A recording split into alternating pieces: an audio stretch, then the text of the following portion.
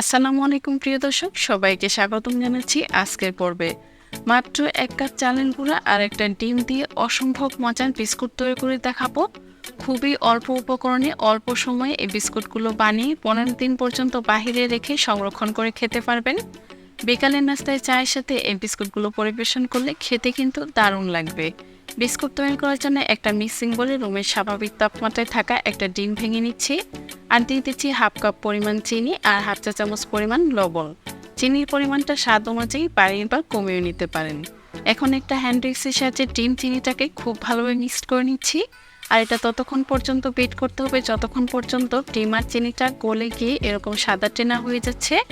এই পর্যায়ে আমি এর মধ্যে অ্যাড করে দিচ্ছি 1 কাপ পরিমাণ চালের গুঁড়া। চালের গুঁড়োটা একবারে দিব না, অল্প অল্প করে দিয়ে খুব ভালোভাবে মিশিয়ে নিতে হবে। আমি 3 বারে দিয়ে দিচ্ছি, দিয়ে খুব ভালোভাবে মিক্সড করে নিচ্ছি। যারা চিনি টাইপের মেশাতে ঝামেলা মনে করেন তারা চাইলে ব্লেন্ডারে দিয়ে প্রথমে চিনিটা পেস্ট করে নিয়ে তারপর ডিমের সাথে মিক্সড করে দিতে পারেন। এই পর্যায়ে যদি এই ডোটা অনেক বেশি নরম মনে হয় তাহলে আরও 3 টেবিল চামচ পরিমাণ চালের গুঁড়া বাড়িয়ে দিয়ে সফট একটা ডো তৈরি করে নেবেন। আর যদি ডোটা অনেক বেশি শক্ত হয়ে যায় তাহলে 1 টেবিল চামচ পরিমাণ পানি অ্যাড করে দিয়ে ডোটাকে সফট করে নিতে হবে। এখন হাত দিয়ে খুব ভালোভাবে মধ্যে নিচ্ছি আর দিয়ে দিচ্ছি 1/4 চা চামচ পরিমাণ এলাচের গুঁড়ো। এতে খুব সুন্দর একটা ফ্লেভার আসবে। আবারও খুব ভালোভাবে মধ্যে নিব আর একটু সময় নিয়ে 2 থেকে 3 মিনিটের মতো এই ডোটাকে মধ্যে নিতে হবে। এই তো বিস্কুট বানানোর জন্য আমার ডোটা একদম রেডি হয়ে গিয়েছে। এই পর্যায়ে হাতটা ক্লিন করে নিচ্ছি আর হাতের মধ্যে হাফ চা চামচ পরিমাণ তেল নিয়ে একটু তেলটা মিক্সড করে নেওয়ার পর বিস্কুট তৈরি করার মিশ্রণ থেকে অল্প একটু মিশ্রণ হাতের মধ্যে নিয়ে প্রথমে একটু গোল করে চ্যাপটা করে নিয়ে লম্বা করে শেপে বিস্কুটগুলোকে বানিয়ে নিচ্ছি। তবে আপনারা আপনাদের পছন্দ মতো যে কোনো শেপে এই বিস্কুটগুলো বানিয়ে নিতে পারেন। এখন এই একই শেপে সবগুলো বিস্কুট বানিয়ে নেওয়ার পর আমি গরম তেলের মধ্যে দিয়ে দিচ্ছি। আমি আগের থেকে চুলায় একটা প্যানে পর্যাপ্ত পরিমাণে তেল খুব ভালোভাবে গরম করে নিয়েছি। তবে বিস্কুটগুলো দেওয়ার সময় জালটা কিন্তু একদম লোতে রেখে তারপরে বিস্কুটগুলো দিতে হবে। প্রায় 3 থেকে 4 মিনিট পর বিস্কুটগুলোকে উল্টে দিচ্ছি।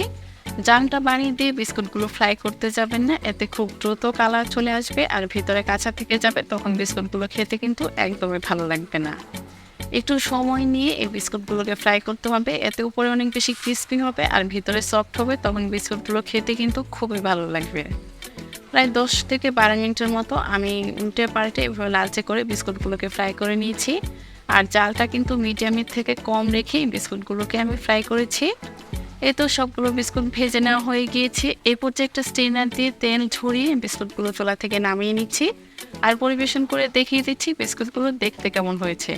মাশাআল্লাহ, দেখতে যেমন সুন্দর হয়েছে তেমনই খেতে খুবই মজার হয়েছিল। উপরে অনেক বেশি ক্রিস্পি আর ভিতরে খুবই সফট। বিকালের নাস্তায় চায়ের সাথে এটা পরিবেশন করতে পারেন কিংবা বানিয়ে রেখে 15 দিন পর্যন্ত বাহিরে রেখে সংরক্ষণ করে খেতে পারবেন। ছোট থেকে বড় সবাই খেয়ে অনেক বেশি পছন্দ করবে। সহজ রেসিপিতে আজকের বিস্কুট তৈরি করার রেসিপি কেমন লাগলো অবশ্যই কমেন্টস করে জানাবেন। আর ভালো লাগলে প্লিজ আমার চ্যানেলটা সাবস্ক্রাইব করে রাখবেন।